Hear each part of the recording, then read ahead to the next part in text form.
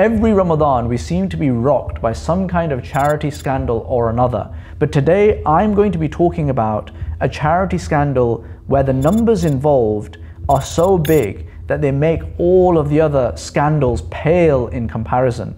And the crazy thing about this scandal, no one is talking about it. 270 million. That is the amount that we are talking about that a number of charities will end up losing this year. As a Muslim community, we simply cannot afford that kind of loss. In this video, I'll be explaining to you exactly how many Islamic charities will end up losing this kind of money.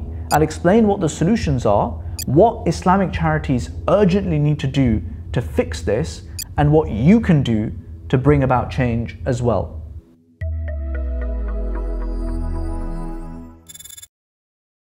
In the USA, Muslim charities will raise about $1.8 billion in a year. And in the UK, you're looking at something like 700 million raised in a year. Combine that all together and convert it to dollars and you have $2.7 billion.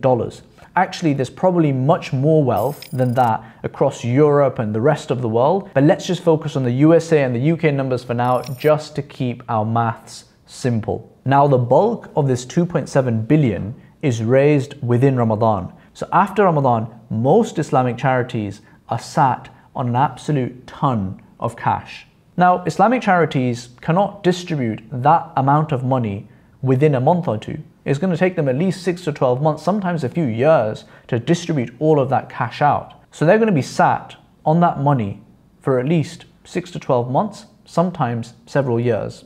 But here's the thing, folks, inflation today is 10%.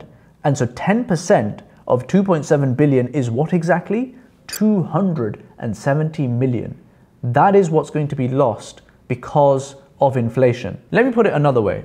If you were wealthy and you decided to donate £10,000 to a charity, what you could have done instead is donated £9,000 and just burnt £1,000 with kerosene and just burnt it.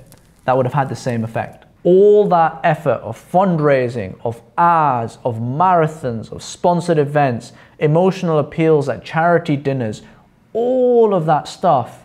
And then after you raise the money, you literally put 10% of that money up in smoke. That's just not acceptable, folks.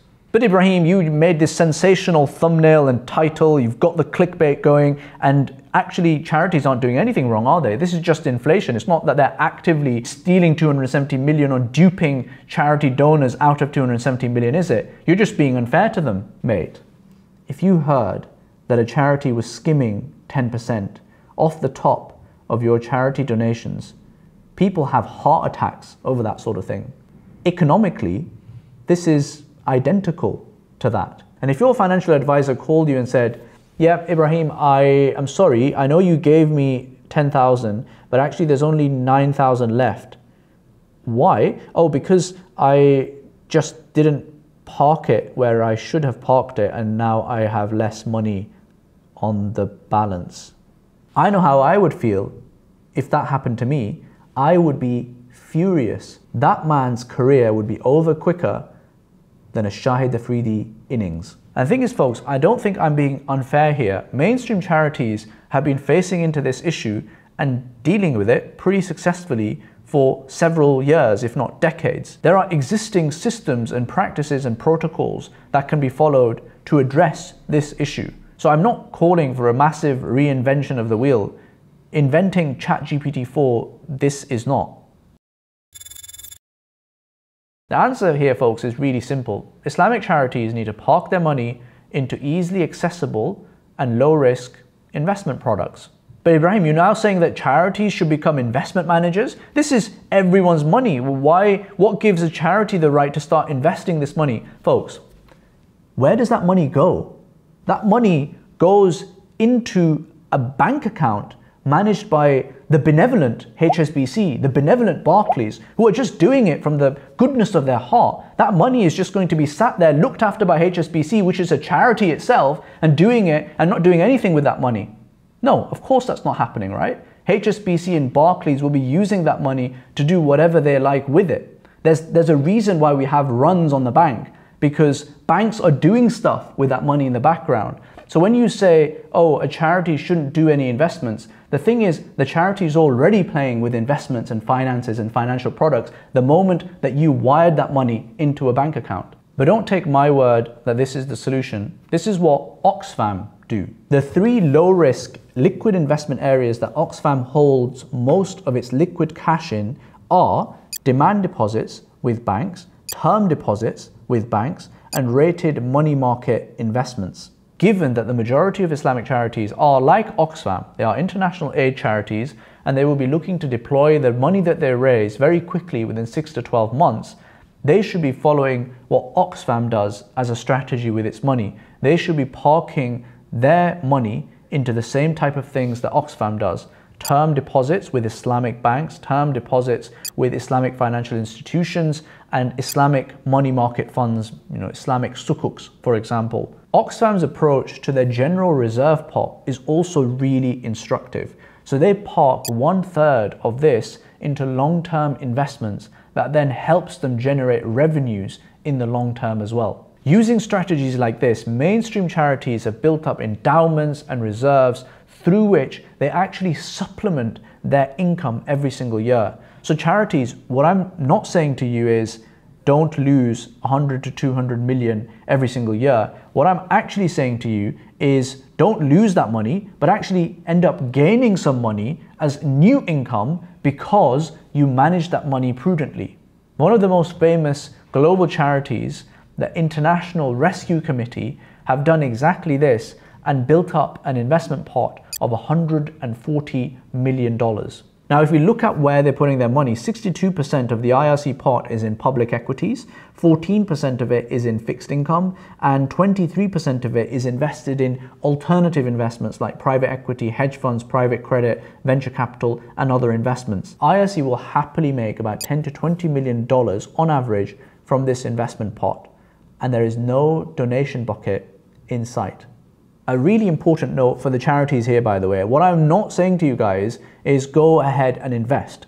What I'm saying is go ahead and invest in line with your risk appetite and profile and in line with the liquidity requirements, i.e. when you will need that money. So make sure that you're not investing your money that you need in the next 6 months or 12 months into highly illiquid and volatile investments such as property development or cryptocurrency, for example. That would be a mismanagement of the money. So make sure that you're not falling into that trap either. And look, folks, it's actually really simple. If you're in any doubt as an Islamic charity, literally just go to the mainstream charities. Their policies, investment policies are public. You can download most of them and just copy them. They've had years of experience, they've got in-house expertise, and they've got professionals who advise them. So they've been through this ringer and they've come out with the investment policies that they have done. The good news, folks, is that many Islamic charities that I interact with are actively aware of this issue and trying to resolve this in some way, shape or form, and have taken some basic steps in that direction. So for those charities who are thinking about this stuff, let me help you accelerate your thinking. There are 3 key steps that you need to take. Step 1, get an investment policy in place. We've actually done the work for you here. We've created a template investment policy. Actually, we've created a few different types for different charities, and we've based them all on mainstream charity examples and good practice there. So feel free to download that, adapt it, use it, spread it. Bismillah. Step 2, get yourself an investment committee in place and decide what you're going to do with your liquid, short-term, low-risk money and also your long-term money as well. With your liquid, short-term, low-risk money, put it into liquid, short-term, low-risk investments such as Islamic bank deposits or sukuk funds and the like. And then with long-term investments, look to put it into more growth-related investments that can be a bit more medium risk or high risk. Step 3, make sure that you are using Islamic finance providers when you do choose the investment houses that will be managing your charity's money. And we've listed out examples of various different Islamic investment players out there that you could and should be talking to. It is really important that you are talking to Islamic finance providers and not just mainstream providers, because with this amount of wealth, a very large amount of wealth, from the Muslim community, it would be a sacrilege. It would be disappointing if we weren't then using that wealth to actually develop our own Islamic finance industry and we're just ending up supporting more mainstream players. And the eagle-eyed from amongst you will have noticed that we're one of the providers, Curate Capital, but we have purposely included multiple other providers on this list, and there are many more out there as well, because we feel that this is a problem that is bigger than any one company. And it is better and more appropriate for Islamic charities to work with multiple providers so that they're getting a broad exposure and so that the risk for the community as a whole is spread across the entire industry. So folks, the charities now know what they're doing, but what are you doing? You, the trollers behind my YouTube videos, and you, the people who are going on Twitter and tweeting and liking away on various things, what are you doing to help deal with this very big scandal? Folks, every one of us is a donor, but very few of us ask our charities the key questions that need to be asked. So my request to you is really simple. Email or call the charity that you've given your money to this Ramadan and ask them, what is your investment policy? And if they don't give a particularly satisfactory response, then say to them, look, this might be something you want to work on, and here's a link to this video. And that's it. Just do that. Folks, I want to end this video on a big positive. Islamic charities, more than ever before, have the right skill sets and expertise, experience, technical abilities to be able to deal with this problem. And many of the forward-looking Islamic charities are already facing into this issue. They definitely could move faster, but they are moving in the right direction. And by the way, I am involved in the charitable sector in many ways. I'm a trustee on a few different charities as well. And this is not something where I'm looking to throw shade on all of the charity sector. I count myself and all of us, frankly, in many ways, as part of the charity sector. So we all need to fix up and make sure that in our little domain, we are doing the thing that needs to be done to solve this for everyone. The charity people who I've come across are 99% of the time the best people that you could ever meet. And this situation that has arisen is as a result of our community being still relatively young and our institutions still developing and not having that track record and that experience that some of the mainstream charities might already have.